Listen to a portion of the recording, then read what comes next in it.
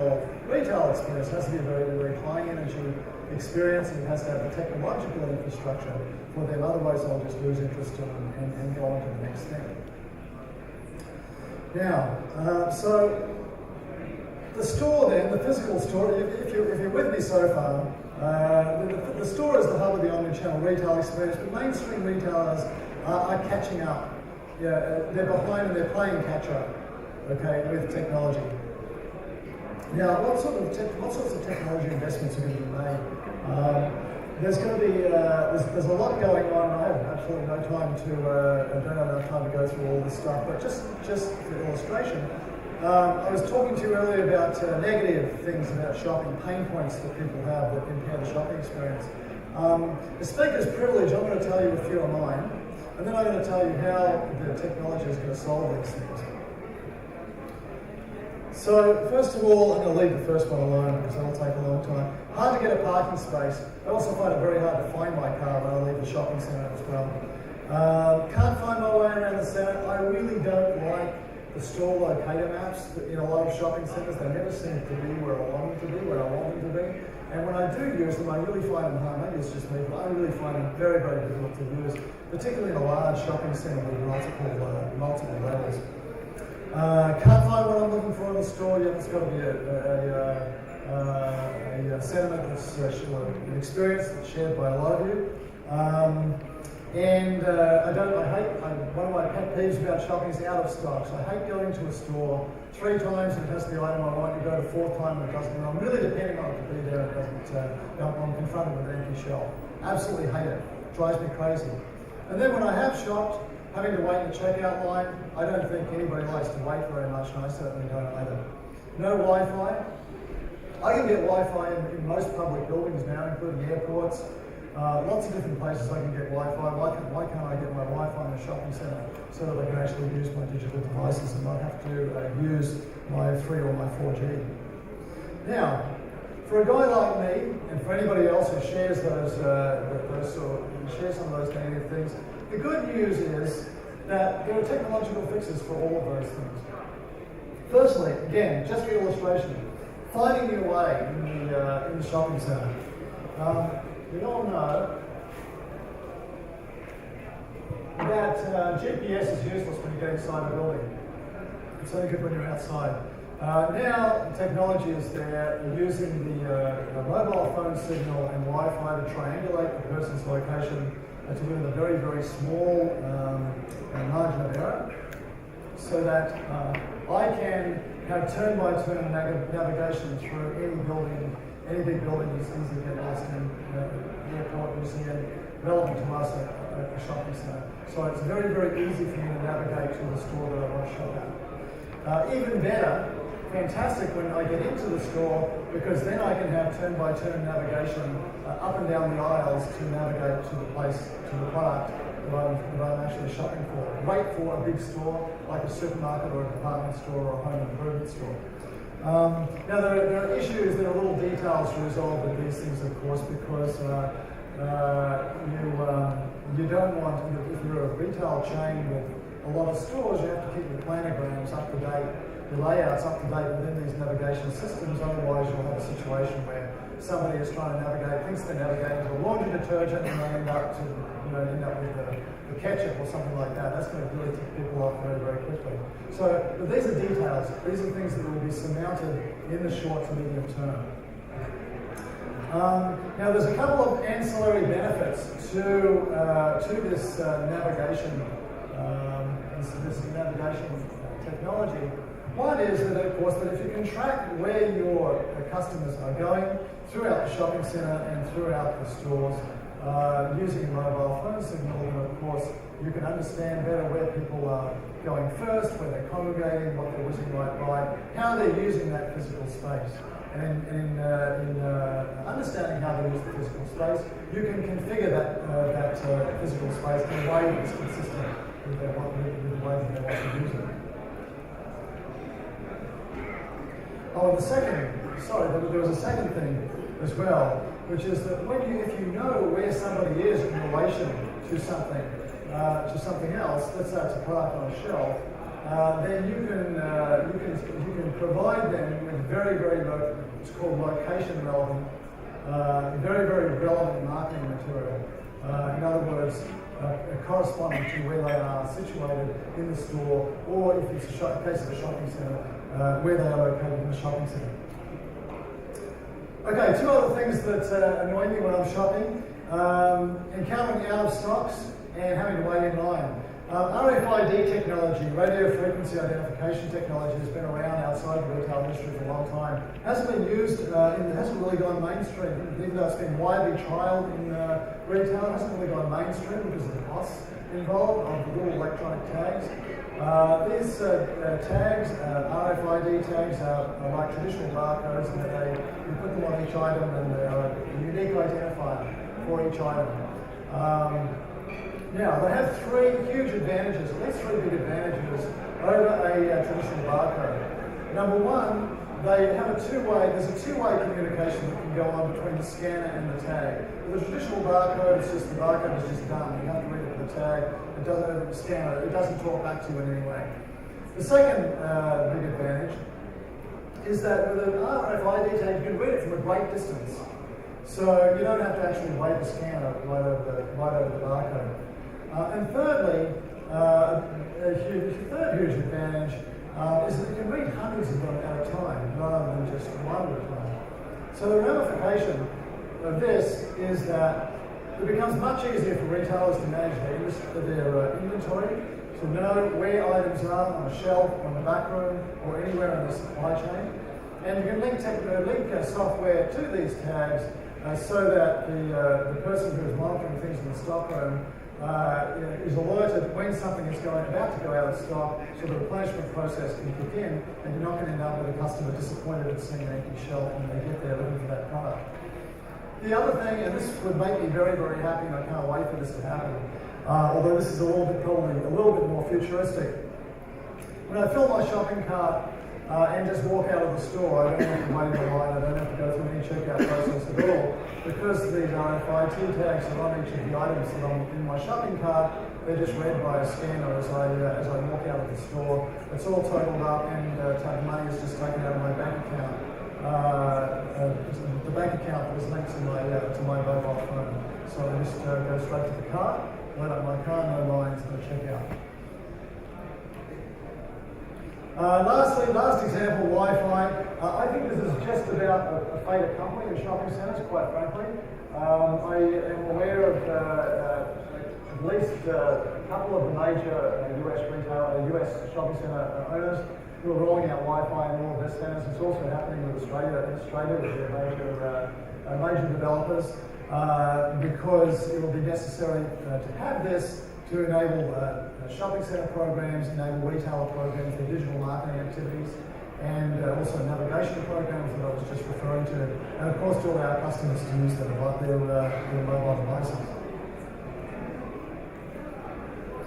So, personalising the shopping experience. I've got a little cartoon there of two detectives. Is big data the big creep out?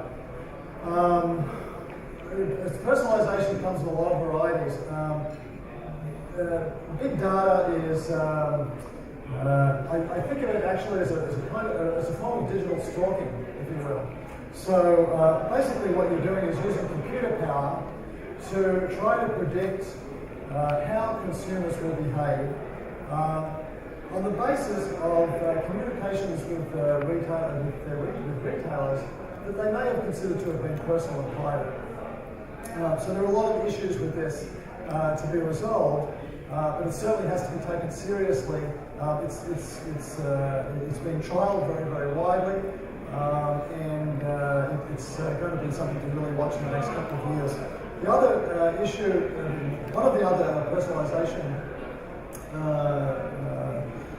technologies is dynamic pricing, which basically, as you know, if you book a hotel or you book a plane flight, you're very rarely paying the same fare as the person sitting in the seat next to you or on the room next to you. And again, we're moving towards that capability in retail. There's been a big buzz just in the last month. The British Home Improvement retailer, which is experimenting with digital shelf labels. which basically recalculate and change price depending on who's walking past. So in other words, if you are a person with a strong standing in the retailer's loyalty program, then the shelf label will recalculate and redisplay a better deal for you than it will be for somebody who may be trailing behind you who is not a member of that digital program. Should I say digital? Sorry, loyalty program. Look, there's some other ways as well, more softly ways of going about the personalization process. I think Mike Kirchner this morning mentioned geofencing in his talk. Geofencing is where you create a virtual zone around a building. So it could be a shopping center or it could be a retail store. Let's say it's a retail store. The zone can be any perimeter, it can be any shape depending on local demographics and other factors that you want to employ in this decision-making process. Basically, the customer signs up, gives the retailer particular kinds of product preferences that are relevant to what that retailer sells. And then, each time that customer drives into, steps into, enters in some way or another, that geofence zone, they get personalised marketing collateral, whether it's a coupon or a special offer or some kind of marketing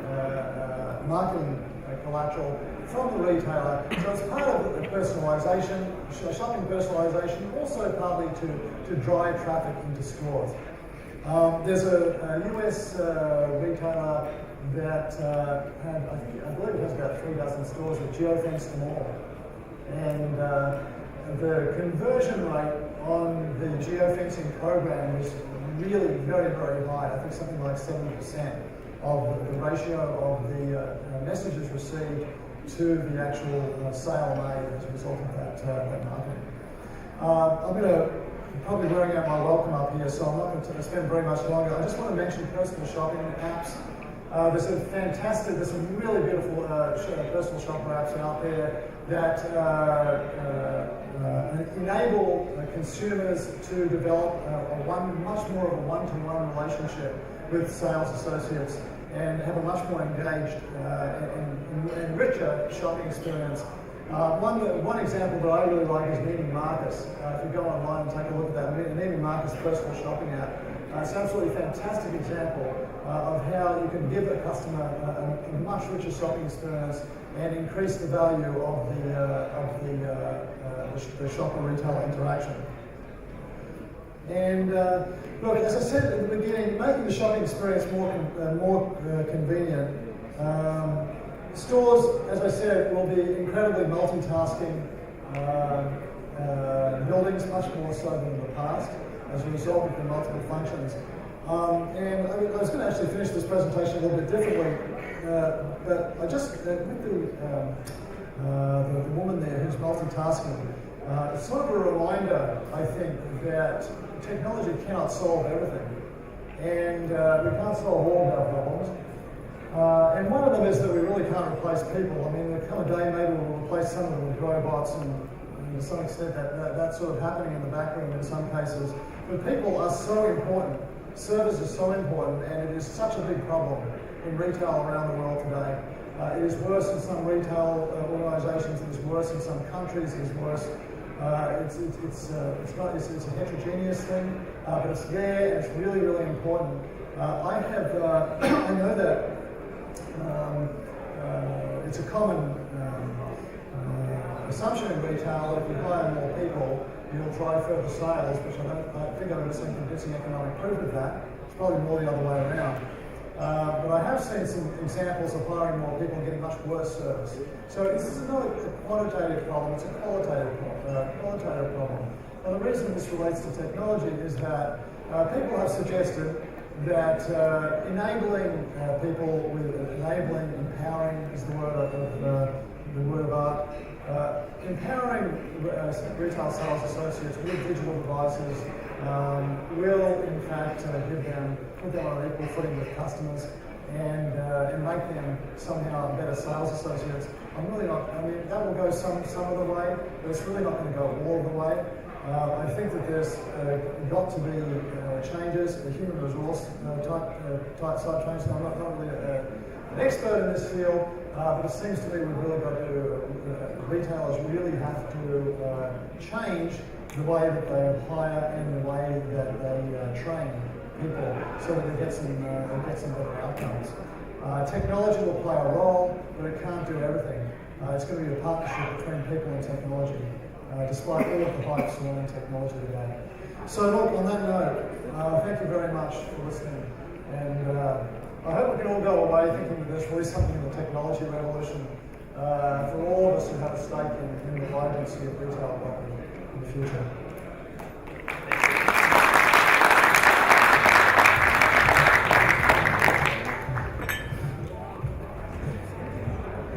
Michael, thanks very much. Great job of outlining how technology can do as much or more for the physical stores as IT has done for the online in the last 10 years. Our next session is a regional roundup. Last year it was a crowd favorite as well. We brought it back even with some of the same players, which is great. So we're talking about the new mall development opportunities which abound from the UAE to Iraq and Iran to Morocco. Please come on the stage, gentlemen, and I'll introduce you as you come up. First on the stage is Irwin Barkan. Irwin comes from New York originally. He's got a business there, and also Accra, Ghana. So Irwin has over 30 years experience as a business owner in commercial real estate, retail, and as an active investor in public and private companies. IJ Barkan Inc. was formed in 1984 and has developed major supermarket anchored shopping centers, office parks, residential projects in the US, Canada, and Africa. Mr. Barkan has served a global roster of clients, tenants, financial institutions, and partners with a full spectrum of real estate investment services, including ground-up development, construction management, property management, leasing, and asset management. He's also involved in Africa, which we'll be listening to Irwin today talk about Ghana and what's going on there, but he's also involved in not-for-profit activities with the Safe Water Network's first program in the Ashanti region in Ghana. And he's working on behalf of the King of Ashanti and the Ashanti people of Ghana. Please welcome Irwin Barkan. Shane Eldstrom is no stranger to the stage, and I think we have all known him for many years in the MCSC place. He's currently Director of Development for RECon, the development company. Shane's been involved in commercial real estate for more than 18 years, holding senior positions with Bentall Canada, Ivanhoe Cambridge, one of the 10 largest real estate companies in the world, Dubai Properties and Algarve Group, and also in Metrotown in Canada, and JBR here locally. He's also been representing tenants for the House of Fraser, California Pizza Kitchen, Hamley's Toy Store, and Oscar de la Renta, and several others of note. Please welcome Shane Eldstrom. Thank you. Lastly, but not least, Harvey Monk has worked directly with many major projects over the last 7 years, working in the MENA region and the wider region. During this time, he's provided many consulting projects and market-driven advice on major real estate projects, retail developments, market entry, rationalization programs, and corporate performance. As a company, GRMC, which Harvey represents, undertakes research based on the basic assignments as well as very deep research for very detailed demographic studies. I think what's most important also is that GRMC as a company endeavor to present their clients with solutions and informed recommendations relevant to the market they place and they operate in. So thank you very much, all three of you. And I'll leave the floor to Irwin. Why don't you start? Thank you.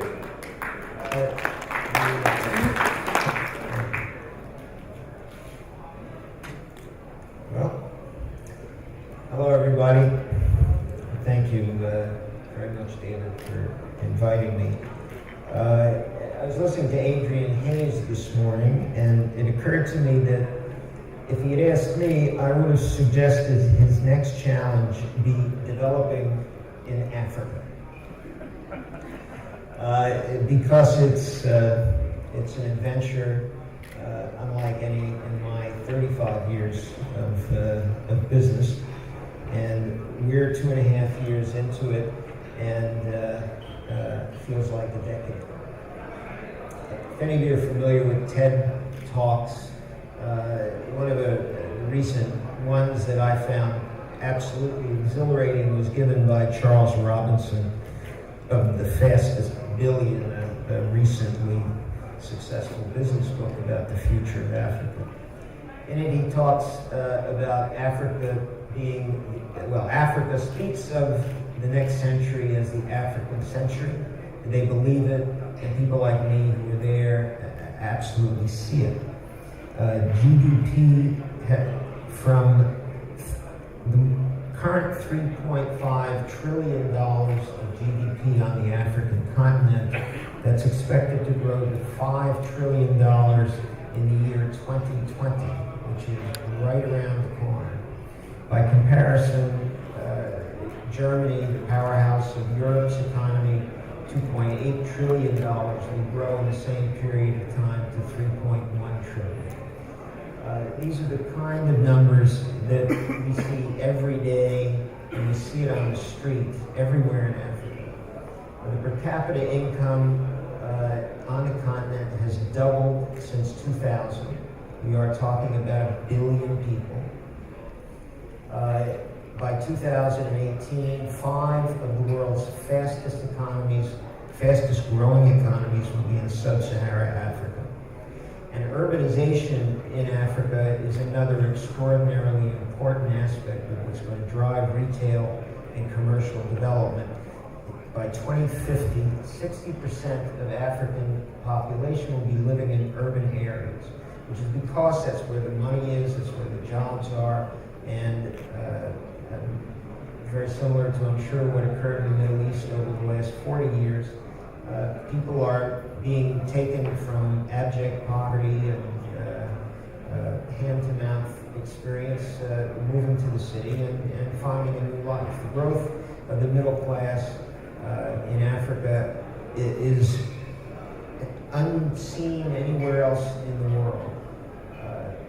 So I'm going to go around the continent, start with North Africa, which is the knot of MENA.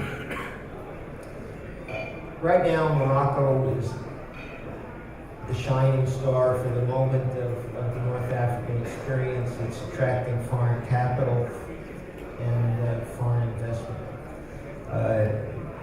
They were the only North Africa country on the 2013 Global Retail Development Index, which is put out by A.T. Kearney.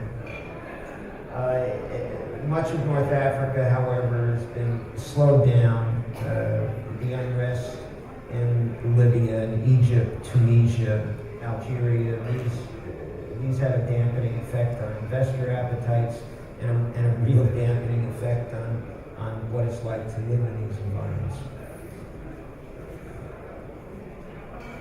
Some of the specifics in Morocco, and this is emblematic of what's going to be happening throughout the continent.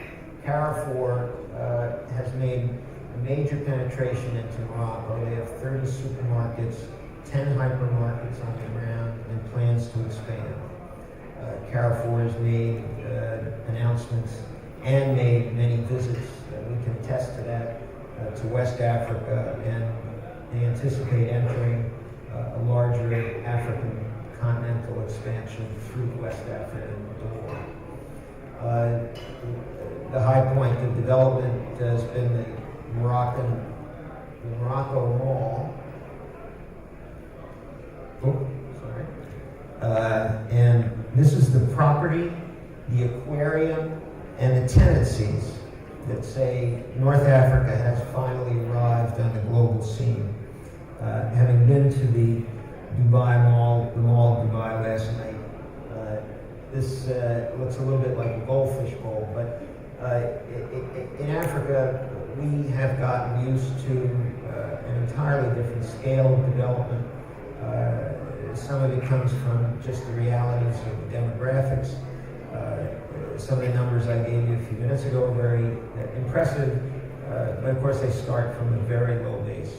And so the spending power of the average African family is taken entirely into account with each location we choose and each retailer's analysis of that location. East Africa is the fastest growing region of the continent. Kenya has and remains to be the powerhouse of the region. I was in Nairobi during the Westgate Mall incident. My wife and I flew into Nairobi on Monday, which was 2 days after the initial attack, and we just assumed it would be fine. And by Monday,